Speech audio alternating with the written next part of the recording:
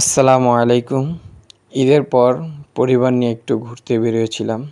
তো আমার বাসার পাশে যে রেল স্টেশন, তো সেখানে মেলা বসেছে। তো আমরা জানতাম না যে এখানে মেলা হচ্ছে। যাওয়ার পর আমরা বুঝতে পারলাম। তো এখানে অনেক ধরনের খাবার এবং খেলনা, বাচ্চাদের মাটির আসবাবপত্র উঠেছে। খুবই ভালো লাগলো বিষয়টা দেখে। তো আমার বাচ্চারাও খুব আনন্দিত এগুলো দেখে। তো দেখতে দেখতে আমরা হেঁটে হেঁটে নদীর পাড় চলে আসলাম। সুবহানাল্লাহ, দেখেন আল্লাহর প্রকৃতি কত সুন্দর। মাশাআল্লাহ, এই যে দেখেন নদীর পানিটা কিভাবে ঘুরপাক খাচ্ছে এখানে।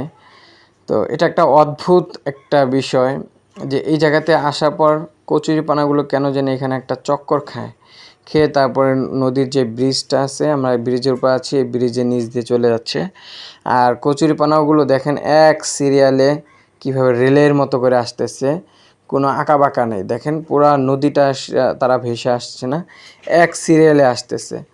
তো নদীর পাড়ে যে বাঁধ, সেখানে নেমে আমি যে হাত মুখ ধুচ্ছি, পাশাপাশি আমার বাচ্চারাও তারা পানি ধরবে বায়না করেছে। তো নতুন পানি যেহেতু এসেছে জোয়ারের, তো তাদেরকে একটু পানির সাথে খেলার সুযোগ করে দিলাম খুব সাবধানতার সাথে। আপনারাও আপনাদের বাচ্চাদেরকে এভাবে নদীর পাড়ে নিয়ে গেলে তাদেরকে সাবধানতার সাথে নদীতে নামাবেন। এই যে বাচ্চারা খেলছে দেখতে পাচ্ছেন, আর নদীটাও বারবার দেখাচ্ছি। সুবহানাল্লাহ, দেখেন কত অদ্ভুত। এই নদীর এত পানি কোত্থেকে যে আল্লাহ তাআলা দেয়, আবার কোথায় যে চলে যায় সেটা স্বয়ং আল্লাহ তাআলাই ভালো জানেন, আমরা কেউ বলতে পারবো না। কারণ 1 মাস আগেও এই নদীর পানি অনেক কম ছিল, অনেক নিচে ছিল। এখন দেখেন পানি, জোয়ারের পানিতে একদম নদীর পানি পুরো টইটুম্বুর, একদম পার ঘেঁষে চলে এসেছে পানি। তো আসলে এটা সম্পূর্ণ আল্লাহ তাআলার কুদরত ছাড়া আর কিছুই না। তো এটা একমাত্র আল্লাহই বলতে পারবে কেন এভাবে হয় বা কিভাবে হয়। এই জোয়ার ভাটা আল্লাহ তাআলার হুকুমের ইয়াতে চলতেছে। বাচ্চারা এই যে পার বেয়ে বেয়ে এখন উপরে উঠে যাচ্ছে, দেখতে পারতেছেন আপনারা নদীর পানিগুলো কিভাবে এই যে বাঁধের সাথে এসে আছড়ে পড়ছে। পানিগুলো কিভাবে ঢেউগুলো চুম্বন করছে, আলিঙ্গন করছে, কত সুন্দর লাগতেছে। সুবহানাল্লাহ, আল্লাহু আকবার। আর এই কচুরিপানাগুলো দেখেন সিরিয়াল বাই সিরিয়াল একে অপর পিছ ধরে যাচ্ছে, হ্যাঁ, যেভাবে ট্রেন যায়।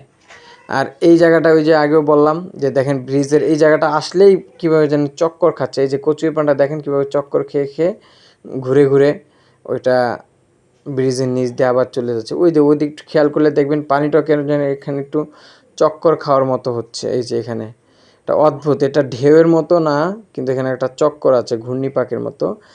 আমার বাচ্চারা এখানে এখন ফুচকা খাবে, ভেলপুরি খাবে। তো এই যে দেখেন ওরা খাওয়ার ভিডিওটা, ওরা খাচ্ছে কত আনন্দ নিয়ে। মারিয়াম আমার কোলে, আর এই দুইজন হচ্ছে আমার বড় ভাইয়ের মেয়ে, মারিয়ামের চাচাতো বোন। একজন নুসাইবা, আরেকজন কাফা। এটা কাফা, আর বড়জন হচ্ছে নুসাইবা। তো এই যে দেখতে পাচ্ছেন মারিয়াম কোলে বসে আছে, মারিয়াম এখন খাচ্ছে। তো ওরা খুব আনন্দ, খাওয়া দাওয়া শেষ করে এই যে কাফা খুব সুন্নত আদায় করে খাচ্ছে সে। দেখেন প্লেটটা চেটে পুটে খাচ্ছে, তাদের এতই ভালো লাগে ফুচকা। খাওয়া শেষে বাড়ি ফেরার পথে এই যে বাচ্চারা ব্রিজের উপর দিয়ে নিচে নিচে হেঁটে হেঁটে যাচ্ছে, কত সুন্দর লাগে। কারণ বাচ্চাদের আনন্দই আছে আমাদের আনন্দ। ঈদ মানে হচ্ছে এখন বাচ্চাদের আনন্দ, বড়দের কোনো আনন্দ থাকে না। কারণ বাচ্চাদের আনন্দ দিয়ে তাদের আনন্দ ফুটে ওঠে।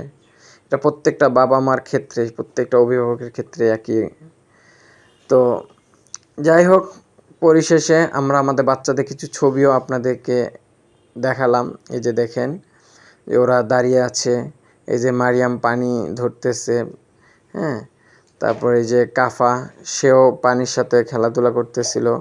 তো তার যে বড় বোন নুসাইবা, সেও পানির সাথে এই যে হাত দিয়ে খেলা করতেছে। তো এই যে কাফা দাঁড়িয়ে আছে, আর এই জামাটা মারিয়ামের আম্মু বানিয়েছিল কাফার জন্য। তো এটাও মারিয়ামের আম্মু বানিয়ে দিয়েছে মারিয়ামকে। আর এই যে খেলনার পুতুল, তো এই খেলনার পুতুলগুলো আপনাদের বাচ্চাদের না কিনে দেওয়াটাই ভালো। এখানে অনেক ধরনের প্লাস্টিক, বেলুন, এই ধরনের খেলনা ঝুলে আছে।